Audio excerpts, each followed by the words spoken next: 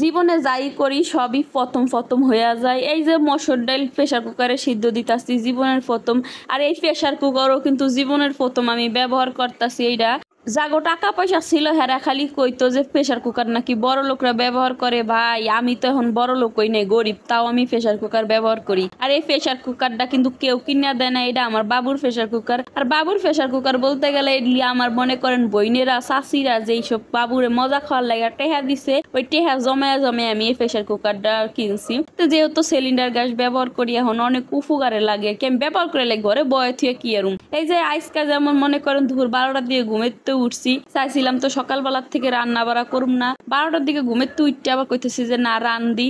দুপুরে আব্দুল্লার বাপে খাইতে আইবো, আমার জ্বর ঠান্ডা কাশির জন্য তো আমি বিছনাতে উঠতারি না, তাই এবার মনে মনে ভাবলাম যে না রান্ধি।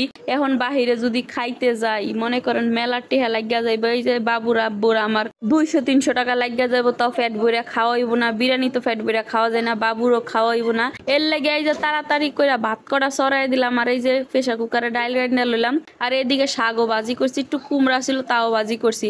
ও আল্লাহ, দেহি 1টা বাজে গেছে, আমার ডাইল হয় না। 1 ঘন্টার মধ্যে একটা চুলাই কি এত কিছু করা যায়? জামাইরে কত কইছি আমার একটা কারেন্টের চুলা কিনা দাও, ও মা জামাই কথা হনে না। কারেন্টের সব কিছু আছে, একটা চুলা কিনা দিলে কি হয়? জামাইরে কিছুতেই রাজি করাইতে পারি না। তাই যাই হোক, রাজি না হইলে কি করার আছে। আর আমি তো 2-3 দিন পর ভিডিও ছাড়ি, 2-3 দিনের রান্ধন বারণ আপনি করে আমি এক লাগে দেখাই। আর এই যে দেখেন না মশলা বাটতাছি, কি কমু আধা ঘন্টা এই যে 2টা রোন 2টা পেঁয়াজ আর কয়টা কাঁচামরিচ লে বয়ে রইছি। শরীর যেহেতু ভালো না, ভাবছিলাম একটু ব্লেন্ডারে একটা ঘোরান মাইরা তারপরে রান্দা বহাম। ও মা গো, আধা ঘন্টা 1 ঘন্টা লইয়া বইয়া রয়েছি, কিন্তু দেখেন আমার কারেন্টের কোনো খবর নাই। না ভাইরা আমি এই যে ঠেল্লা মাথা মুতা ঘুরাই এই যে বইলাম ফাটা ফুতায় পিসার লাগিয়া। ও আল্লাহ, ফাটা ফুতায় পিসতে যাইয়া দেখি আমার মন চলে না, হাতও চলে না। মনটারে শক্ত করে বাইন দেয় একবার দপদপ করে 2টা বাটা দিয়ে চইলাইছি, ভালো করে বাড়িও নেই।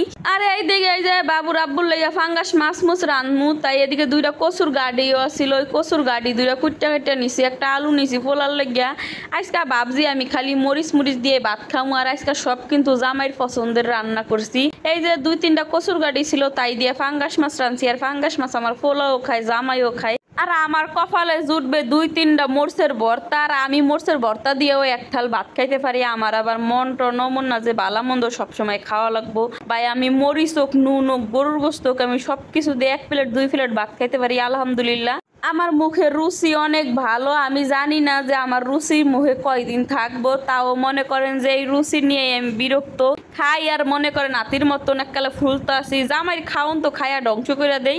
আগে 1 বস্তা চাউল মনে করেন 1 মাসের বেশি যাইতে, আর এখানে 1 মাসও যায় না। এই যে খাইতাছি আর লাডিমের মতন খালি ফুলতে আসি।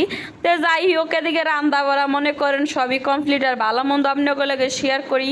আর আমার ভিডিও যদি আপনাকে ভালো লাগে অবশ্যই একটা লাইক কমেন্ট করে দিবেন। অনেকের ভিডিও দেখেন, অনেকরে ভালোবাসা দেন, আমার একটু ভালোবাসা দিয়েন, কারণ আমি একটা দুঃখিনী। আমার স্বপ্ন আশা স্বপ্ন কোনোদিন পূরণ হইব না মনে হয়। আমি আজকে এতদিন ধরে ব্লগ করতেছি, আমার 5 জন মানুষ চিনে না। এই মরিচ খায়া পাগল হয়ে রাস্তায় ঘুরতে মন চায়। আমার কি ভিডিও ভালো না, না আমার কপালই ভালো না, না আমি ভালো না, আমি নিজেও বুঝি না।